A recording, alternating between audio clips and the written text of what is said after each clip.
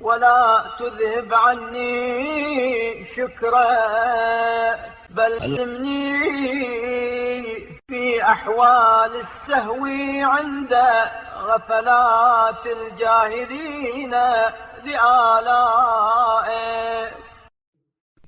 اور اپنی یاد میرے دل سے فراموش نہ ہونے دے، اور اپنا شکر و سپاس مجھ سے زائل نہ کر، بلکہ جب تیری نعمتوں سے بے خبر سہو غفلت کے عالم میں ہوں، میرے لیے ادائے شکر لازم قرار دے۔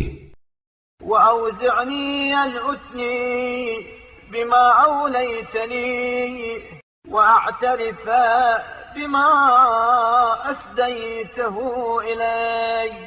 اور میرے دل میں یہ بات ڈال دے کہ جو نعمتیں تو نے بخشی ہیں ان پر حمد و توصیف، اور جو احسانات مجھ پر کیے ہیں ان کا اعتراف کروں۔ واجعل رغبتي إليك فوق رغبة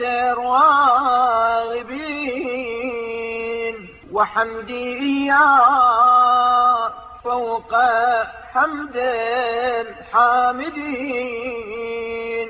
اور اپنی طرف میری توجہ کو تمام توجہ کرنے والوں سے بالا تر، اور میری حمد سرائی کو تمام حمد کرنے والوں سے بلند تر قرار دے۔ ولا تخذلني عند فاقتي إليك ولا تهلكني بما أسديته إليك۔ اور جب مجھے تیری احتیاج ہو تو مجھے اپنی نصرت سے محروم نہ کرنا، اور جن اعمال کو تیری بارگاہ میں پیش کیا ہے ان کو میرے لیے وجہ ہلاکت نہ قرار دینا۔ ولا تجبهني بما جبهت به المعاندين لك۔ اور جس عمل و کردار کے پیش نظر تو نے اپنے نافرمانوں کو دھتکارا ہے، کیوں مجھے اپنی بارگاہ سے دھتکار نہ دینا۔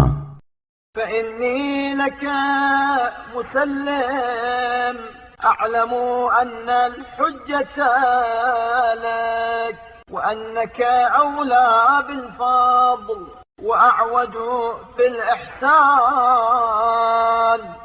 اس لیے کہ میں تیرا مطیع و فرما بردار ہوں، اور یہ جانتا ہوں کہ حجت و برہان تیرے ہی لیے ہے، اور تو فضل و بخشش کا زیادہ سزاوار اور لطف و احسان کے ساتھ فائدہ رساں۔ وأهل التقوى وأهل المغفرة وأنك بأن تعفو أولى منك بأن تعاقب۔ اور اس لائق ہے کہ تجھ سے ڈرا جائے، اور اس کا اہل ہے کہ مغفرت سے کام لے، اور اس کا زیادہ سزاوار ہے کہ سزا دینے کے بجائے معاف کر دے۔